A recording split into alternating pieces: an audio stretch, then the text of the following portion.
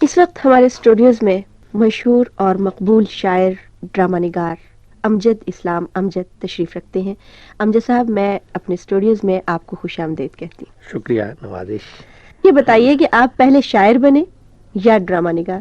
اصل میں میرا آغاز جو ہے وہ تو شاعری سے ہی ہوا، میری ادبی زندگی کا، اور سچ پوچھیے تو یہی میرا بنیادی قلعہ بھی ہے، کیونکہ میں اپنے آپ کو زیادہ ایٹ ایز پاتا ہوں شاعری میں اظہار کرتے ہوئے، اور میں یہ سمجھتا ہوں کہ جتنا کچھ بھی میں لکھنا چاہتا ہوں اس کا بیشتر حصہ جو ہے وہ میری شاعری میں ہے. چنانچہ شاعری جو ہے وہ زمانی اعتبار سے بھی آغاز میں یا پہلے نمبر پہ آتی ہے، اور ترجیحات کے اعتبار سے بھی میں سمجھتا ہوں کہ اس کو پہلا نمبر ہی دیا جانا چاہیے.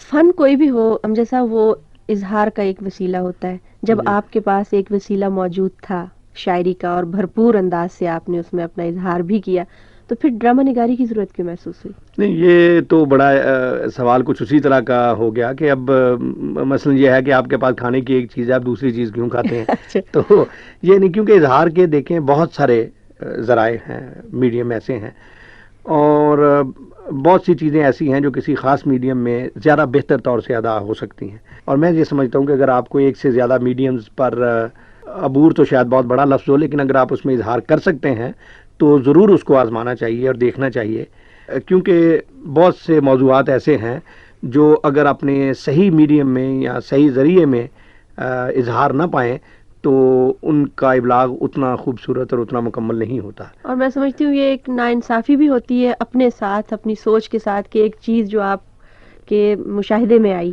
اور آپ کو اس پہ قدرت بھی تھی کہ آپ اس کو اس طریقے سے بہتر طور پر بیان کرتے اور آپ نہ بیان کرتے، جیسی ڈرامہ نگاری ہے. میرا خیال ہے آپ نے اتنے خوبصورت ڈرامے امجد صاحب لکھے ہیں کہ اگر آپ یہ ڈرامے نہ لکھتے تو آپ ہمارے ساتھ زیادتی کرتے. نہیں، شاید میں اپنے ساتھ بھی اتنی ہی زیادتی کرتا، کیونکہ اس تمام بوجھ کو اپنے اندر رکھنا بڑا مشکل ہوتا ہے، جس میں آپ کا سماجی شعور بھی ہے، تاریخی شعور بھی ہے، ایک تخلیقی امنگ بھی ہے. تو یہ ساری چیزیں جو ہیں ان کو اپنے اندر رکھنا بھی شاید بہت مشکل ہوتا.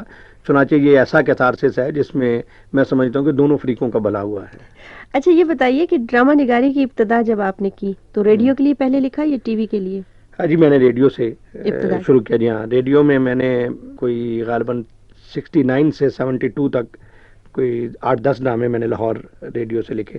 اس کے بعد پھر ٹی وی سے جب تعلق ہوا اس کے بعد بھی میں وقتاً فوقتاً لکھتا رہا ہوں، اگرچہ اتنی باقاعدگی سے نہیں لکھا، لیکن ریڈیو ڈرامے سے میرا اب بھی 1-2 سال میں ایک آدھ ڈرامہ ضرور لکھتا ہوں ریڈیو کے لیے. ٹی وی کے لیے آپ کا پہلا سیریل جو چلا وہ کون سا تھا؟ جی، سیریل تو وارث ہی تھا.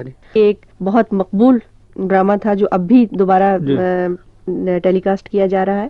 اس کے علاوہ وقت، سمندر، دہلیز، رات بہت مقبول ترین میں سمجھوں گی کہ پاکستان ٹیلی ویژن کے سیریلز تھے. اور ان میں سے بیشتر سیریلز پر ہمارے سننے میں یہ بھی آیا کہ دوسرے ممالک میں ان پر فلمیں بھی بنائی گئیں، اور یہ بے شک ہمارے لیے ایک اعزاز کی بات ہے. اور آپ نے خود بھی فلموں کی کچھ کہانیاں بھی لکھی، مکالمے بھی لکھے، اسٹیج پلیز بھی لکھے. امجد صاحب، آپ سے ایک شکوہ ہے کہ ہماری فلم انڈسٹری جو ہے وہ جس حال کی طرف جاری ہے جو اس کی صورتحال ہے اس کو سنبھالنے کی ذمہ داری کیا آپ جیسے اچھے رائٹرز کی نہیں بنتی؟ اس کو اگر تھیوریٹیکلی دیکھا جائے تو یقیناً بنتی ہے، لیکن جو عملی صورتحال ہے وہ بہت مختلف ہے.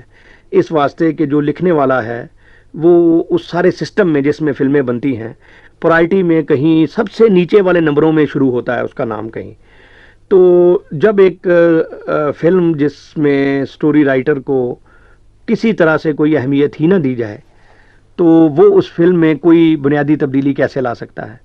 میں نے فلموں میں اپنی طرف سے کوشش کی، لیکن مجھے بڑے افسوس سے کہنا پڑا، اگر ان میں سے مجھے ایوارڈ بھی ملے فلموں پہ. قربانی ایک میں نے ڈائلاگ لکھے تھے اس پہ ملے، یہ چوروں کی بارات ایک فلم میری، اس کو بھی خاصے ایوارڈ وغیرہ ملے ہیں. لیکن میں یہ سمجھتا ہوں کہ یہ فلمیں اس سے بہت بہتر بن سکتی تھیں، اور اگرچہ ان لوگوں نے نسبتاً میرے ساتھ زیادہ کوآپریشن کیا باقی لوگوں کی نسبت، لیکن ان کے کچھ اپنے پرابلم ایسے ہیں فلم انڈسٹری کے جو میں سمجھتا ہوں کہ اپنی جگہ پہ ایک مفصل بحث کے طالب ہیں کہ ایسا کیوں ہوتا ہے. لیکن فی الوقت میں آپ سے اتنا عرض کر سکتا ہوں کہ ہمارے یہاں فلموں کی جو صورتحال ہے یہ اس وقت تک صحیح نہیں ہو سکتی جب تک اس انڈسٹری کو ایک انڈسٹری کے طور پر نہیں لیا جائے گا. اس کو کہتے تو ہے انڈسٹری, لیکن اس کے یہ نہ تو انڈسٹری ہے نہ کوئی آرٹ کا میڈیم ہے, یہ کوئی درمیان میں کوئی ملی جلی سی چیز ہے جو چل رہی ہے. چنانچہ جب فلم بنانے والے کا مقصد صرف اس فلم میں سے اپنا پیسہ واپس نکالنا ہوگا تو اس وقت تک میں سمجھتا ہوں کہ کسی بھی رائٹر کے لیے, کسی سانگ رائٹر کے لیے یا کسی بھی کریٹو آرٹسٹ کے لیے اس میں کوئی گنجائش ایسی نہیں ہے. اچھا امجد صاحب, آپ اتفاق کی بات ہے کہ آپ اتنے ہی اچھے ڈرامہ نگار بھی ہیں جتنے کہ اچھے آپ شاعر بھی ہیں, لیکن اس کے باوجود جب آپ سے گفتگو کا سلسلہ چلتا ہے تو زیادہ بات آپ کے ڈراموں ہی پہ آ جاتی ہے. جی ہاں, یہ میرا خیال ہے اس کی تلافی یوں کی جائے کہ آپ سے آپ کا تازہ کلام سنا جائے. کیا خیال ہے آپ کا؟ چلیے تلافی کے طور پر ہی صحیح. بہرحال ایک میں نے بالکل تازہ غزل لکھی ہے, وہ میں عرض کرتا ہوں. ارشاد. جو اتر کے زینہ شام سے تیری چشم خوش میں سما گئے, جو اتر کے زینہ شام سے تیری چشم خوش میں سما گئے, وہی جلتے بجھتے چراغ سے میرے بام و در کو سجا گئے, وہی جلتے بجھتے چراغ سے میرے بام و در کو سجا گئے. وہ تھا چاند شام وصال کا کہ تھا سحر تیرے جمال کا, وہ تھا چاند شام وصال کا کہ تھا سحر تیرے جمال کا. میری روح سے میری آنکھ تک کسی روشنی میں نہا گئے, میری روح سے میری آنکھ تک کسی روشنی میں نہا گئے. تیرے وسوسوں کے غبار میں تیرا شہر حسن اجڑ گیا, تیرے وسوسوں کے غبار میں تیرا شہر حسن اجڑ گیا. میری خواہشوں کے فشار میں میرے خواب چہرہ گنوا گئے, میری خواہشوں کے غبار میں میرے خواب چہرہ گنوا گئے. تیرے قافلے کو تلاشتا میں ہوا کے ساتھ ہوا ہوا, تیرے قافلے کو تلاشتا میں ہوا کے ساتھ ہوا ہوا. تیرا کیا گیا ارے بے وفا میرے ماہ و سال وفا گئے, تیرا کیا گیا ارے بے وفا میرے ماہ و سال وفا گئے. یہ جو بندگان نیاز ہیں یہ تمام ہیں وہی لشکری جنہیں زندگی نے امانہ دی تو تیرے حضور میں آ گئے, جنہیں زندگی نے امانہ دی تو تیرے حضور میں آ گئے. یہ عجیب کھیل ہے عشق کا میں نے آپ دیکھا یہ معجزہ, یہ عجیب کھیل ہے عشق کا میں نے آپ دیکھا یہ معجزہ. وہ جو لفظ میرے گماں میں تھے وہ تیری زبان پہ آ گئے, یہ عجیب کھیل ہے عشق کا میں نے آپ دیکھا یہ معجزہ. وہ جو لفظ میرے گماں میں تھے وہ تیری زبان پہ آ گئے. وہ جو گیت تم نے سنا نہیں میری عمر بھر کا ریاض تھا, وہ جو گیت تم نے سنا نہیں میری عمر بھر کا ریاض تھا. میرے درد کی تھی وہ داستاں جسے تم ہنسی میں اڑا گئے, میرے درد کی تھی وہ داستاں جسے تم ہنسی میں اڑا گئے. آخری شعر ہے. وہ چراغ جاں کبھی جس کی لو کسی, کبھی وہ چراغ جاں کبھی جس کی لو نہ کسی ہوا سے نگوں ہوئی, تیری بے وفائی کے وصف سے اسے چپکے چپکے بجھا گئے, تیری بے وفائی کے وصف سے اسے چپکے چپکے بجھا گئے. جو اتر کے زینہ شام سے تیری چشم خوش میں سما گئے, وہی جلتے بجھتے چراغ سے میرے بام و در کو سجا گئے. بہت خوب. امجد صاحب اب تک آپ کے کتنے شعری مجموعے شائع ہو چکے ہیں؟ میری جی 3 کتابیں برزخ, ساتواں در اور فشار یہ شائع ہوئیں, اور ابھی چوتھا میرا مجموعہ نیا ذرا پھر سے کہنا یہ ابھی چند دنوں میں شائع ہونے والا ہے. آپ نے غزلیں بھی کہیں, نظمیں بھی, فلمی گیت بھی لکھے؟ فلمی تو کم لکھے جی, ٹی وی کے لیے بہت لکھا میں نے, ریڈیو ٹی وی کے لیے, ریڈیو کے لیے بہت لکھا. جی ہاں, تو فلم کے لیے آپ نے کیوں نہیں لکھے؟ فلم میں ایک میری اپنی کہانی تھی نجات, اس میں میں نے لکھے گیت, لیکن فلمی گیتوں کا بھی یہ ہے کہ ان کا بھی جو حال جو بھی میں نے آپ سے عرض کیا جو کہانیوں کا حال ہے وہی گیتوں کا, تو اس میں شاعری کے لیے اتنا کم مارجن ہوتا ہے کہ صرف گیت لکھنے کے لیے گیت لکھنا مجھے کوئی اتنا پسند نہیں آتا. جب تک میں چاہتا ہوں کہ کوئی ایسا گیت تو ہو کہ جو کم از کم سننے والا یہ کہے کہ ہاں بھائی یہ کسی شاعر کا لکھا ہوا ہے. تو اگر صرف دھن پر لفظ جوڑنے ہیں تو وہ مجھ سے بہتر جوڑنے والے ہیں. آپ کو خود ان میں سے گیت کہنا اچھا لگتا ہے, نظم یا غزل؟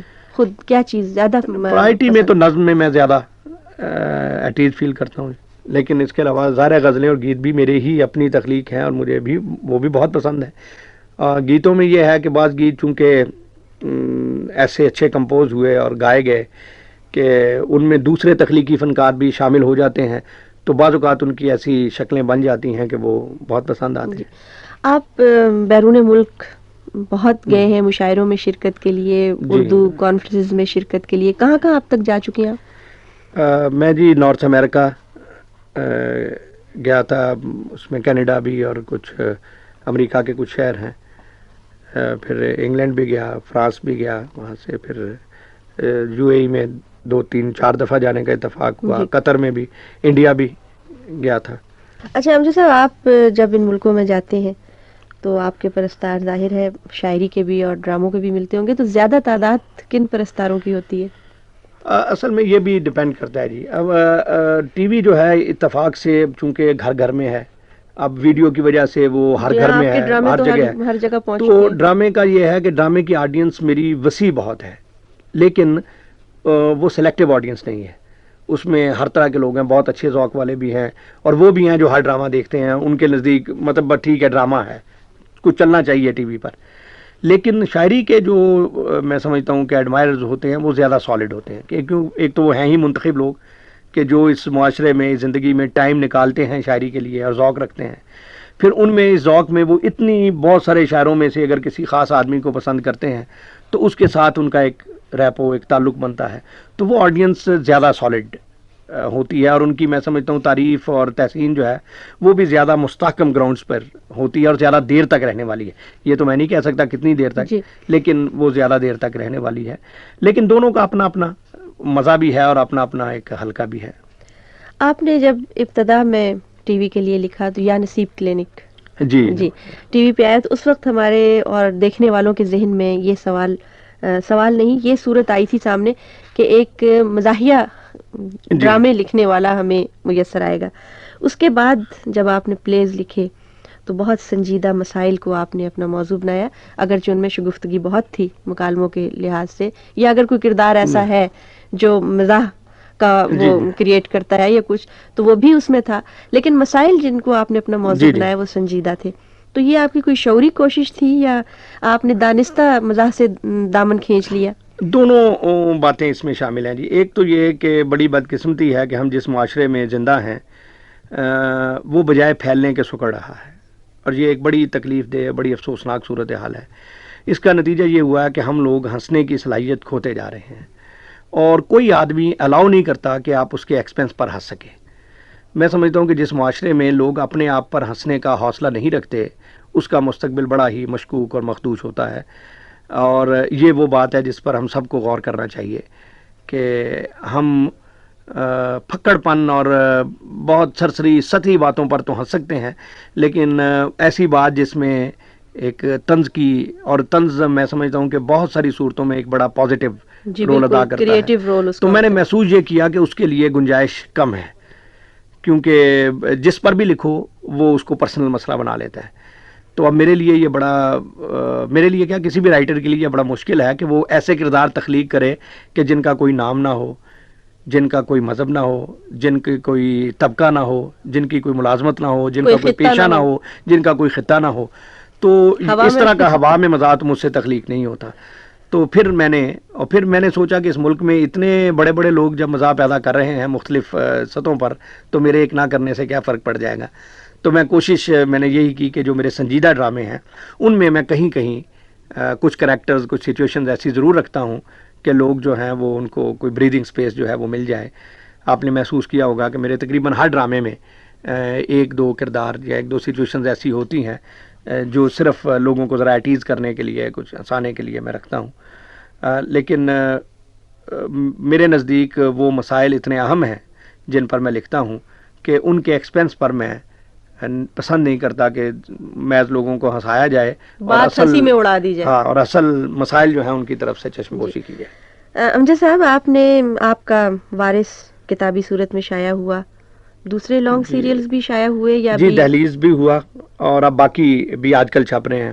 اور جو آپ کے الگ چھوٹے کھیل تھے یا طویل دورانی کے تھے ان کو بھی آپ کتابی صورت؟ جی ہاں, اتفاق سے انہی دنوں میں وہ کتابیں مرتب کر رہا ہوں. میرا خیال میں کہ اس سال, ایک سال کے اندر جو کہہ لیجیے 12 آئندہ مہینوں میں تقریباً وہ سب کی سب کتابیں, میرے سلیکٹڈ پلیز بھی, لانگ پلیز بھی, اسٹیج ڈرامے بھی, اور یہ 5 سیریل بھی, یہ علیحدہ کتابوں میں چھپ رہے ہیں. امجد صاحب, ٹی وی ڈرامہ خاص طور پر ایک ایسی چیز ہے جو دیکھنے کی چیز ہوتی ہے, تو آپ کے خیال میں جب یہ اشاعت کی صورت میں سامنے آتا ہے تو اس کا ادب میں کیا اس کا کیا اہمیت ہوتی ہے؟ اصل میں شمیم دیکھیں, ادب جو ہے نا یہ کوئی ایسی سکہ بند, کوئی ایسی اسٹیٹک قسم کی چیز تو ہے نہیں, کیونکہ آج جن فارمز میں ہم اور آپ لکھتے ہیں آج سے شاید 50-60 برس پہلے ان میں سے بہت سی فارمز ہی سرے سے نہیں تھی.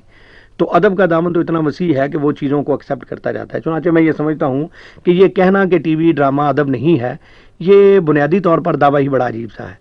کیونکہ مجھے یہ محسوس ہوتا ہے، اور جو میں ویسٹ میں دیکھتا ہوں، کہ وہاں تو یہ ادب کا پارٹ ہے. وہاں ڈراموں کی کتابیں چھپتی ہیں، ڈراموں کے اسکرپٹ چھپتے ہیں، لوگ ان کو پڑھتے ہیں. اس فیلڈ کے جو لوگ ہیں وہ خاص طور پہ پڑھتے ہیں، سیکھتے ہیں اس سے. ادروائز بھی جو لٹریچر پڑھنے والے لوگ ہیں وہ ان کو پڑھتے ہیں. چنانچہ ہم یہ شاید نہیں کہہ سکتے کہ یہ ادب کی صنف نہیں ہے. ہاں، ادب کی اصناف میں اس کا مقام کیا ہوگا یہ بھی آئندہ دیکھنے والی بات ہے. لیکن یہ یقیناً ایک ادبی صنف ہے، اور جس کا ثبوت یہ ہے کہ وہ جب ڈرامے اب چھپنا شروع ہوئے ہیں تو وہ دھڑا دھڑ بک بھی رہے ہیں. بکنے کا مطلب یہ ہے کہ ان کو پڑھنے والے ہیں، کہیں نہ کہیں ہیں. تو اگر وہ پڑھنے والے ہیں تو وہ ظاہر ادبی کے قارئین ہیں. ڈرامہ تو وہ ٹی وی پہ بھی دیکھ لیتے ہیں. اور پھر یہ بات بھی ہے کہ یہ تو لکھنے والے پر منحصر ہے کہ وہ کیا چیز لکھ رہا ہے، کیسا لکھ رہا ہے، وہ ادب کے معیار پہ پورا اترتا بھی ہے یا نہیں اترتا. جی، ویسے میں تو سمجھتا ہوں جی کہ وہ، میں ایک بات آگے بھی کئی دفعہ میں نے اپنے انٹرویوز میں کہی، یہاں میں اس کو پھر دہراتا ہوں کہ مجھے موضوع تم کا اس سلسلے میں ایک جملہ بڑا پسند ہے، اور میں سمجھتا ہوں کہ وہ ایک بنیادی اصول ہے. اس نے ایک جگہ کہا تھا کہ دنیا کا تمام ادب جو ہے وہ پروپیگنڈا ہوتا ہے، لیکن سارا پروپیگنڈا ادب نہیں ہوتا. بہت خوب. موسیقی سے بھی کچھ لگاؤ ہے آپ کو؟ جی، سننے کی حد تک تو بہت ہے. گانے کی حد تک. تو اگر آپ سے درخواست کریں کہ اس وقت آپ کیا سننا پسند کریں گے، اپنی پسند؟ شازیہ کا گیت مجھے بہت پسند ہے. میرا گیت اس نے گایا تھا، میں تارا تارا جاگوں تیرے نام. یعنی آپ کے کلام میں سے، آپ کے گیتوں میں سے، آپ کی جو آپ کو اچھا لگے وہ سنا، جو ہمیں اچھا لگے. مجھے تو سارے ہی اچھے لگیں گے. چلیے یوں ہی صحیح. میں تارا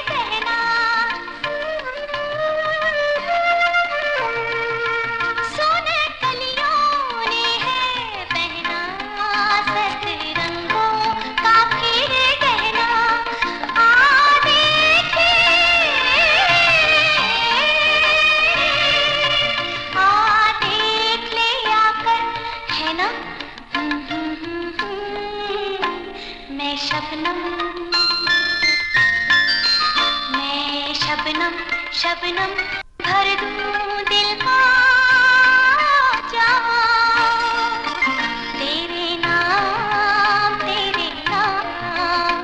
मैं तारा तारा जागूं तेरे नाम। अमजद साहब, कभी आपने सोचा है कि अगर आप ड्रामा निगार ना होते, शायर ना होते, तो क्या होते? इतनी बुरी बातें मैं सोचना पसंद ही नहीं करता क्योंकि बड़ा मुश्किल हो जाता जी।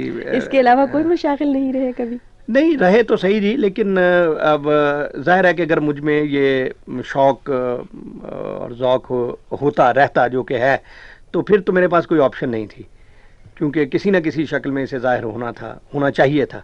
तो इसके लिए तो मैं समझता हूँ कि मैं बहुत ही उस पाक परवरदिगार का शुक्रगुजार हूँ कि उसने मुझे ये मौका दिया और ये सलाहियत दी कि मैं उन चीज़ों को ला सकूँ।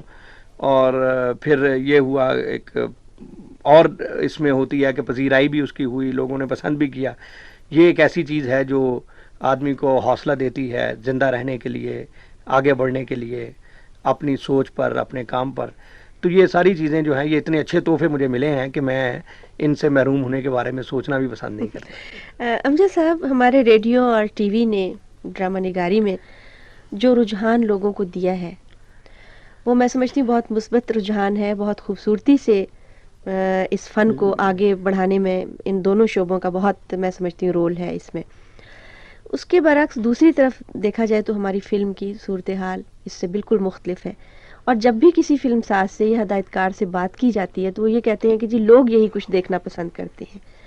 अब आप क्योंकि एक बहुत माहिर और अच्छे लिखने वाले हैं, आपने इन तीनों बल्कि चारों शोबों में, स्टेज, फिल्म, टीवी, रेडियो, सबके लिए लिखा है, तो मैं आपसे ये सवाल करती हूँ कि हमारे देखने वाले नाजरीन इसमें किस हद तक कसूरवार हैं? नहीं जी, मैं तो नाजरीन को इस सारे केस में 5% से ज़्यादा मैं उनको कसूरवार समझने को तैयार नहीं हूँ, क्योंकि वो जैसा वो मौलाना हाली ने एक जगह लिखा है कि पहले सोसाइटी जो है वो शायरी को ख़राब करती है और फिर शायरी सोसाइटी को ख़राब करती है। तो यही आलम हुआ इसके साथ भी कि आवाम में यकीनन एक तबका ऐसा होता है जो बिल्कुल घटिया सतह की चीज़ें पसंद करता है, लेकिन वो बहुत महदूद तबका होता है। अब उसकी आड़ लेकर अगर आप बुरी चीज़ें करते जाएं और ये कहते जाएं कि अवाम इसको चाहते हैं, क्योंकि यही अवाम जो हैं वो सारे काम छोड़कर टीवी का वो प्ले देखते हैं जिनमें ये चीज़ें नहीं होती, अपनी दुकानें बंद कराते हैं, अपने कारोबार बंद करते हैं और अपना नुकसान करते हैं, यानी दूसरी टर्म में, और फिल्म से ज़्यादा करते हैं। तो अगर वो यही चीज़ें पसंद करते हैं तो वो फिर क्यों उन चीज़ों की तरफ राग़िब होते हैं? तो इससे मैं तो ये नतीजा निकालता हूँ कि ये चीज़ महज एक आड़ है और एक बहाना है। फिल्म वालों के मसले असल में दूसरे हैं। उन मसलों को चूँकि वो फेस नहीं कर सकते या पूरी तरह से समझते नहीं हैं, तो फिर वो बोझ डालने के लिए वो सारा का सारा वज़न जो है वो शिफ्ट कर देते हैं लोगों की पसंद पर। हालांकि ये केस ऐसा नहीं है। और हमारे जो हमअसर दुनिया में, हमारे जैसे मुल्कों में फिल्में बन रही हैं, उन्होंने ये साबित कर दिया है कि ये केस ऐसा नहीं है। और जब भी अच्छे फिल्म बनाने वाले, अच्छे फिल्म मेकर, सोचने वाले, क्रिएटिव लोग आएंगे, उनकी फिल्में बनेंगी भी, वो देखी भी जाएंगी, लोग पसंद भी करेंगे, और मुआशी तौर पर भी वो फिल्में जो हैं वो फ्लॉप नहीं होंगी, चलेंगी साथ। अमजद साहब, एक सवाल स्टेज ड्रामों के हवाले से मैं आपसे पूछना चाह रही थी। आपने स्टेज ड्रामे भी लिखे और स्टेज ड्रामा भी बिलाशुबा हमारे अदब और हमारे फ़न की एक भरपूर एक ज़रिया इज़हार रहा है और है। लेकिन अब कुछ अरसे से जो हमारे स्टेज ड्रामों का ट्रेंड भी है वो भी कुछ रूबा ज़वाल है। ठीक कह रही हैं आप। उसके बारे में कहा जाता है कि जुगतबाजी और वो फक्कड़पन की तरफ ज़्यादा उसका रुझान है। तो इसका सबब क्या है? उसका सबब भी वही है तकरीबन जो फिल्मों का। जी हाँ, मसला असल में सिर्फ इतना है जी कि जब तक आप किसी चीज़ को काउंटर नहीं करते, किसी भी रविश को, तो जिसको हम सिंथेसिस कहते हैं वो नहीं होता। जब आप किसी चीज़ का महज एक रुख खुला छोड़ देते हैं और इस उम्मीद पे आप बैठे रहें कि ये खुद ही किसी दिन एक ऐसी नुक्ते पे पहुंच जाएगा जिससे ये नीचे ना जा सके और फिर चीज़ें, ये मैं बुनियादी तौर पे एक बड़ी मजहूल सोच समझता हूँ। ये किसी भी महज़ब और सोचने वाले मुआशरे को ऐसे नहीं सोचना चाहिए कि पहले चीज़ें पूरी ख़राब हो लें तो फिर ठीक होंगी। हमें उनको साथ साथ ठीक करना चाहिए। स्टेज ड्रामों में मसला बिल्कुल वही हुआ है कि उसमें इकनॉमिक्स इतनी दाखिल हो गई है कि वो कुछ लोगों के लिए जिनके पास पैसा हो उनके लिए कमर्शियल प्रोपोजिशन बन गए हैं। اب ظاہر ہے جو آدمی ایک دکان جیسے بنائی ہے اس نے ڈرامے کی شکل میں، تو وہ تو یہ دیکھے گا کہ دکان نے کتنا چلنا ہے، اس کو اس سے کوئی انٹرسٹ نہیں کہ اس میں کیا چیزیں بک رہی ہیں اور کیسے بک رہی ہیں۔ امجد صاحب آپ کو بہت بہت شکریہ، آپ ہمارے اسٹوڈیوز میں تشریف لائے، لیکن چلنے سے پہلے آپ سے گزارش ہے کہ ہمارے یہ پروگرام سننے والے بہن بھائی جو بیرون ملک مقیم ہیں ان کے لیے آپ کچھ پیغام دینا چاہیں گے؟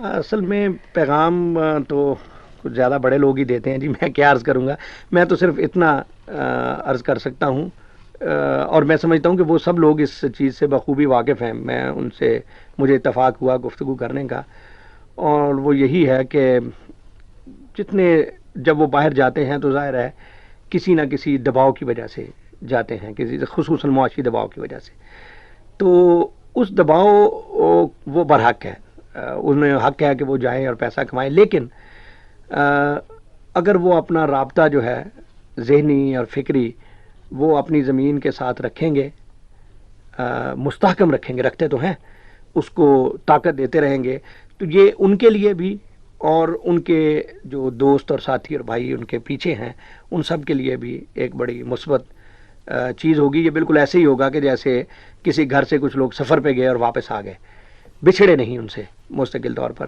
تو یہ اپروچ جو ہے وہ رکھیں کہ ہم نے زندگیاں اپنی اپنے وطن ہی میں گزارنی ہے، اور اپنے وطن کے لیے اچھا سوچیں، باہر جہاں بھی ہوں کوشش کریں کہ وہ اس کے سفیر بن کے، نمائندے بن کے رہیں، تو اس سے دنیا میں ہماری نیک نامی ہوگی۔ بہت بہت شکریہ۔ This program is the sole property of Pakistan Broadcasting Corporation, Islamabad. Piracy in this regard is illegal.